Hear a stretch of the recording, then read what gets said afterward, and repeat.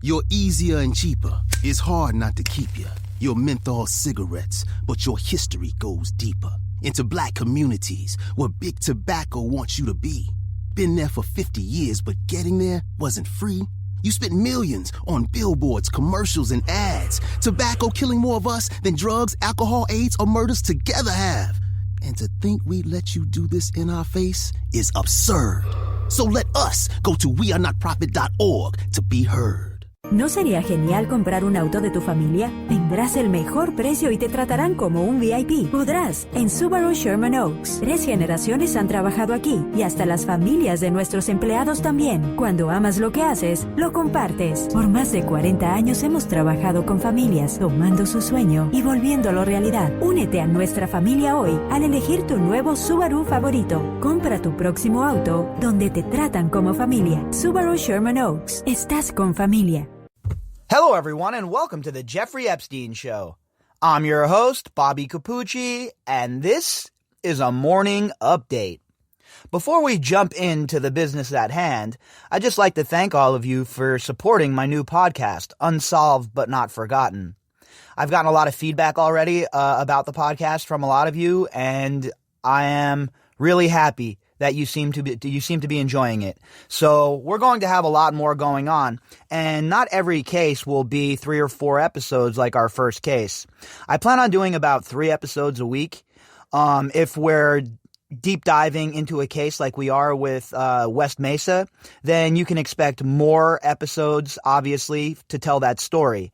But in between us telling that story, I'll be doing other shorter missing person stories or strange disappearance stories or unsolved murder mysteries wedged in between. So we'll be working on a lot of different stories for you, a lot of different unsolved cases, et cetera, et cetera. And the plan is to have a variety of different sorts of unsolved cases or mysteries that have really piqued my interest throughout the years. And there's going to be ones about people that have gone missing in the wilderness without a trace, national parks, along the lines of the missing 411 stories. Obviously, we'll be talking about people who have just vanished in cities or were about their regular daily business and never came home again. There are so many stories like that, and there are a lot of obscure stories like that. So while we'll be talking about some of the more well-known missing cases, I'm going to sprinkle in some of the less-known cases as well as we wind our way through the corridors of the unsolved. So I'm really excited about that. It's a nice change up from the Epstein show here, and the real, I don't know, it's like cerebral torture almost sometimes reading about the just misery that went on with the Jeffrey Epstein criminal enterprise. So it's nice to talk about a little something else every now and then, and it is going to be exciting moving forward. So if there are any stories that you think would be interesting for us to talk about on the podcast, even if it's like a story from your hometown or something very obscure that most people don't know about, something that has always interested you, whatever it may be, we'll talk about whatever, right? Any sort of crazy mystery. Hell, I'll talk about Bigfoot if that's what you guys want to talk about, right? So anyway, I'm really excited to move forward with that new project. And I also have a couple of other things in the works. A couple of other things that I think you guys will find pretty interesting after this election. So I won't go any further into that right now, but I'll just leave you with that little cliffhanger that there is certainly more on the way on different topics from your favorite bearded loudmouth. All right, folks, so let's move on to the business of the day, shall we? Now, recently, we were talking about the International Peace Institute and Terje Rod-Larsen, who was the president and the CEO of that group, and how he received the money from Epstein, the $650,000. Well, we have an update on that story now. Remember, when this first broke, it was the the Norwegian newspaper DN that broke this as well. So let's make sure we give DN their props for their fantastic work here. But it just goes to show you again that when we talk about Jeffrey Epstein and his associates and his criminal enterprise and all of that other stuff, it's not something that is localized. This is an international problem. This is a serious problem. And this is a problem that needs to be addressed. And one of the first and best ways to do that is to dig into what the FinCEN files revealed and start chasing these guys down and these women down financially, because those are the ties that bind. And I know I've said it before on here several times, but do you really think that the government wanted to put Al Capone away for tax evasion? Hell no, they wanted to put him away for murder. But at the end of the day, you put these people behind bars for whatever you can get the conviction for. This article is from CNN.com. Headline: Epstein donations force resignation at International Peace Organization. Authored by Richard Roth. The president of an international think tank has resigned following revelations that he accepted a loan from accused sex trafficker Jeffrey Epstein and secured $650,000 in donations from foundations linked to Epstein for the Peace Organization. And now remember, we got the Rudd situation down there in Australia. Now again, for my Australian listeners out there, I don't know anything about the inner workings of your political system, and I would never be so arrogant to make pretend I did. But what I do know is a crooked, dirty politician when I see one. And while Mr. Rudd might not be the prototypical crooked politician, he certainly fits the bill considering the way he took the money from Epstein, the other money from Epstein, the lying about it. That all points to being pretty damn crooked, okay? Now, that doesn't, again, I'm not saying that he's better or any worse than any other politician in Australia because I don't know. I will say this, though. I can tell when somebody is up to their neck in ill-gotten gains. And anyone getting $650,000 large from Jeffrey Epstein is drowning in them.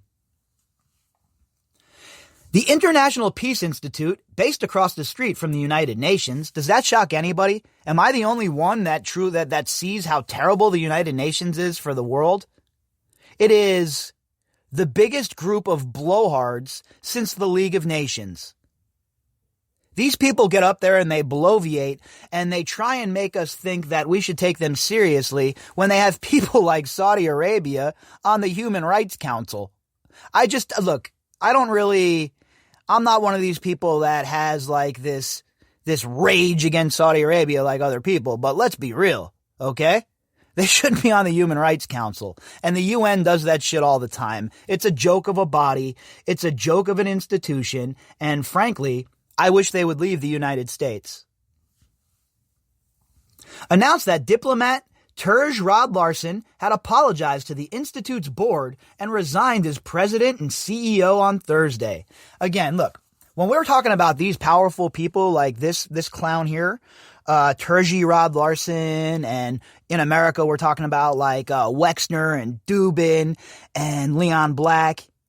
Look, these guys are all going to be forced into these decisions eventually. As more information comes out about what occurred, as more truth is spilled about what really went on with Jeffrey Epstein and his cohorts, it's going to be a lot harder for these people to stay in their positions of power. And besides putting them in prison, the most destructive thing that you could do to these people is to rip them from their perch of high society. Their narcissism can't take it. The IPI said it was unaware of the Epstein transactions. Of course it was. Nobody knew. We had no idea. We woke up one morning and there was $650,000 large in the bank account. We didn't ask no questions. We just spent the money. What does that even mean? What do you mean you don't know? Was some low-level intern slid one by you? That's a nice surprise to wake up to, huh? 650,000 boxes of ZD in the bank.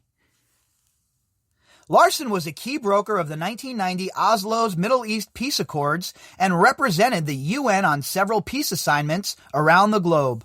All of these people are the same, right? Oh yeah, I do these great things out in public. I am part of the Oslo Peace Accords. I am part of this charity or that charity. Meanwhile, you're sitting around breaking bread with Epstein, laughing at his jokes, taking his money, and helping him reunite himself with a piece of so-called polite society. So I don't care about what you did at the shitty-ass UN. I don't care, okay? What I care about is that everybody who was associated with Jeffrey Epstein in an intimate manner, who received money from Jeffrey Epstein, I care that those people are investigated. That's it. And we're going to keep going. My fat mouth is going to keep moving until that occurs. The United Nations announced Friday it has withdrawn from its role as an honorary chair of the IPI following the resignation of Rod-Larsen. Oh, well, maybe the UN should just withdraw from the world then. How many times has the UN been accused of heinous acts against children while they're supposedly there as peacekeepers? Just take a quick Google, folks. The UN is not this austere body. It is not a body that I want representing me anywhere in the world. In fact, I feel like they are limp-wristed, ineffective, and past their due date. Citing the office's independence and status, UN spokesman Stephanie Dujarric said the UN Secretary General, after a review, has decided not to serve in any capacity in the governance of any outside entity. Well, they'll say, oh, it's any outside entity. But meanwhile, what they're not telling you is they served on this board with Jeffrey Epstein, the UN. Or how about the time that Ghislaine Maxwell spoke at the UN? Look, the UN is such a shithole. I'm sorry, I don't mean to keep going in hard on them. I'm sure some of you out there like the UN or whatever, and that's cool. I'm not telling you shouldn't. But from my perspective and my investigations and research and dealings with the UN on a personal level, I'm just not a big fan of the way they conduct themselves. There's no accountability, and they think that they are these great arbiters of what is right and what is wrong in sovereign nations, and I'm not a fan of it. The Institute is an independent organization that promotes UN causes. It was founded 50 years ago with the assistance of former UN Secretary General U Thant. IPI board chairman Kevin Rudd, the former Australian Prime Minister, denied IPI was aware of the Epstein-related donations or the personal loan to Larsen until media reports in the veteran diplomat's home country of Norway. I don't buy it. Sorry. I don't buy it, Kevin Rudd. Kevin Rudd is no different than one of the politicians in America, in my opinion. If he was a real man, if he was really a great guy, like some people think he is, I think that he would have stood up and taken responsibility for this. He might not have taken the loan, but take responsibility for your part. Don't try and act like you don't know. Don't try and act like, oh, this is a big surprise to me. Stop it. And if it is, then you shouldn't be part of this board anyway. You shouldn't be part of this institution anyway if you have no say. What are you there for, a figurehead? Are you just being paid for introductions? What's the deal, Mr. Rudd? Look, he has some questions to answer, folks. That's all. Rudd said in a statement he was blindsided. Mr. Rod-Larsen has apologized to the board for what he described as his grave error of judgment, Rudd said. I am deeply disappointed that the board has had to learn about so much of this through the media. So Rod-Larsen is the scapegoat.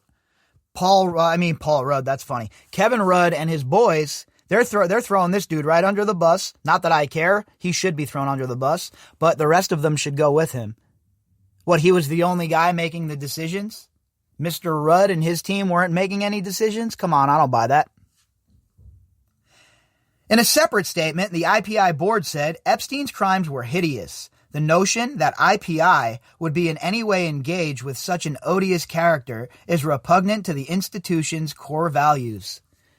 Well, by extension, people on your board were Jeffrey Epstein's friends and people getting money from him. So what does that say about the whole board? Perhaps you need to purge everybody that was on the board and start over. Earlier this month, the Norwegian Business Daily published a letter from Larsen to its board and supporters, a letter since confirmed to CNN, in which he writes, "Please accept my sincerest apologies for any distress or embarrassment this may have caused you. DN has reported that I took out a personal loan of $130 from Mr. Epstein in 2013.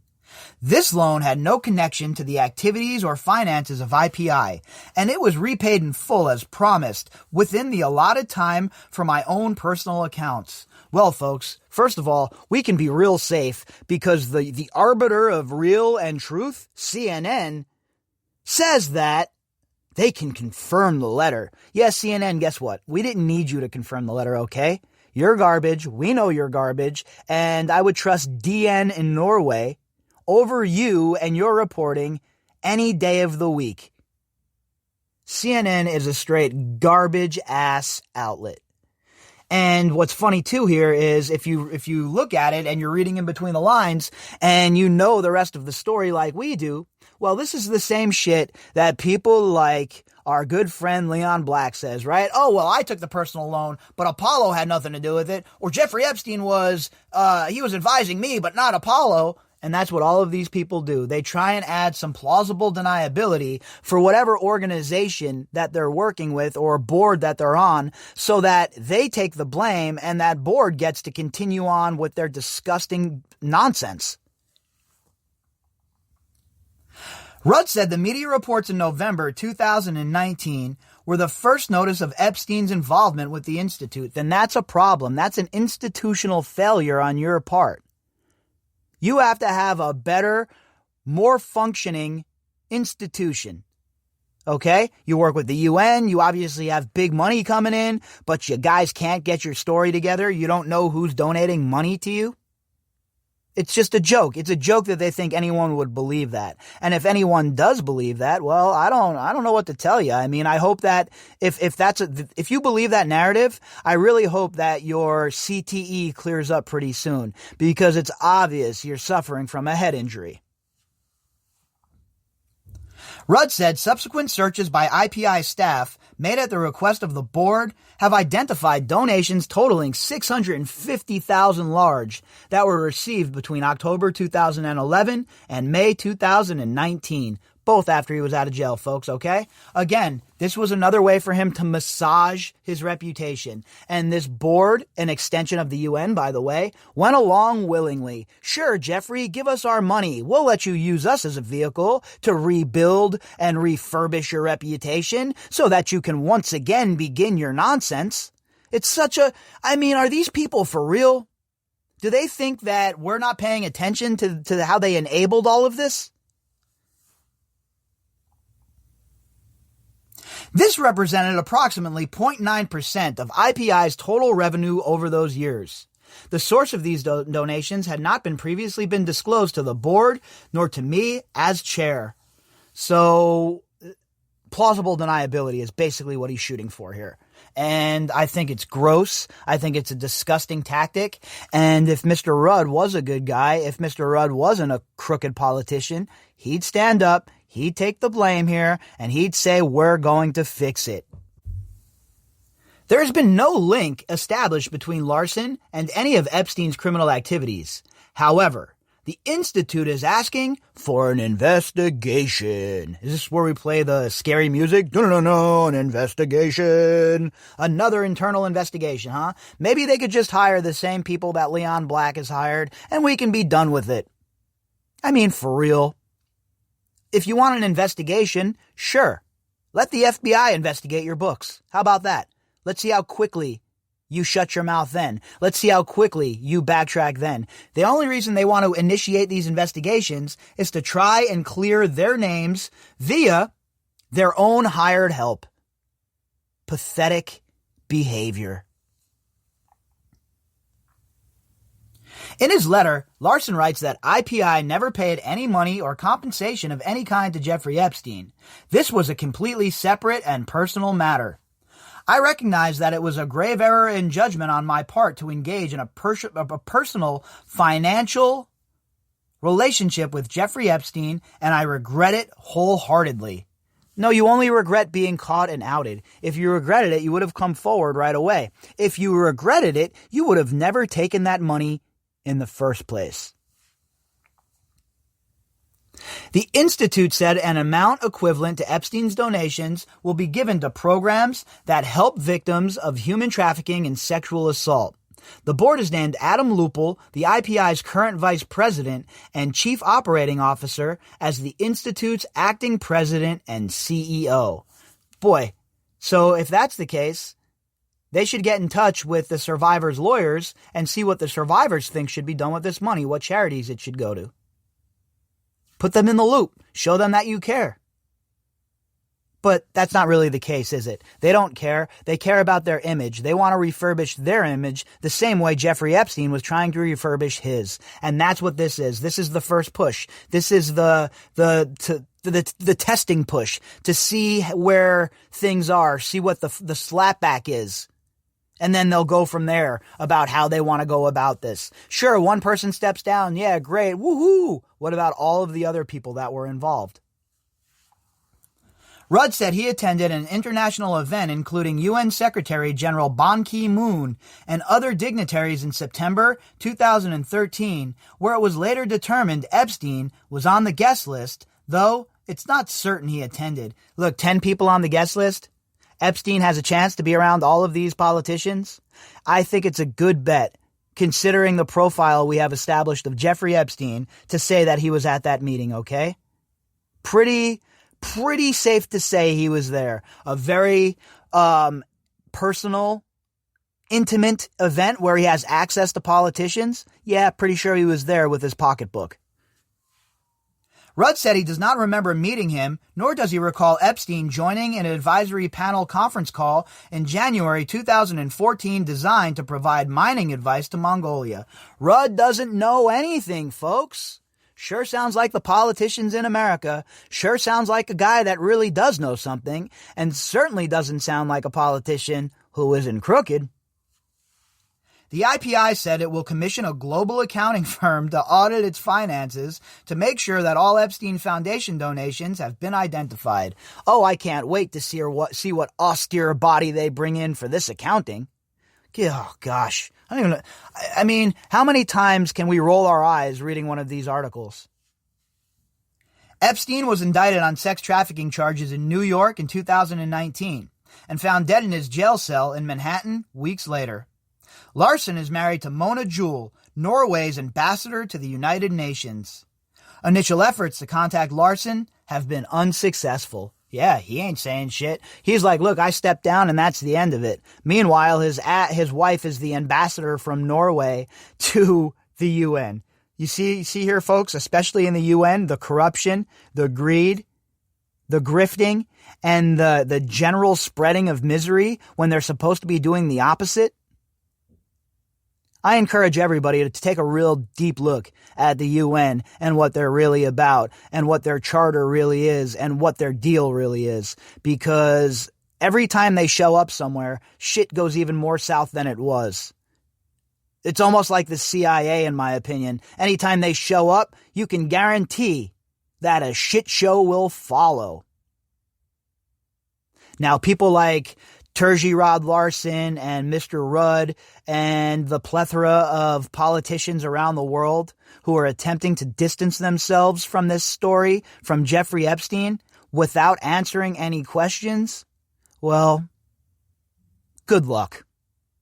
If you'd like to contact me, you can do that at bobbycapucci@protonmail.com. That's BOBBYCAPUCCI@protonmail.com. You can also find me on Twitter at BOBBY_CAPUCCI. All of the links that go with this episode, including the PayPal link, can be found in the description box. All right, everybody, I will be back later on with the Daily Drop. I hope you all enjoy your Sunday afternoon. If you're looking for COVID-19 testing, look into Quest, the lab that's processed over 25 million tests and counting. You can get the same test hospitals use without a doctor visit. Simply order online, select from drive-through or at-home options, and get results sent securely to your phone or computer. It's experience and accuracy you can trust from Quest, the largest medical testing lab in the country. So order today at questcovid19.com. That's questcovid19.com. Most things in life, I've had to figure out for myself. How to make money, how to write a resume, how to talk to boys. But when it came to signing up for health insurance, I had a hard time figuring it out on my own. Turns out, I didn't have to. Covered California was made by Californians for Californians. They have experts to walk you through the process and financial help for people who need it. Enrollment ends January 31st. Go to coveredca.com. Covered California. This way to health insurance.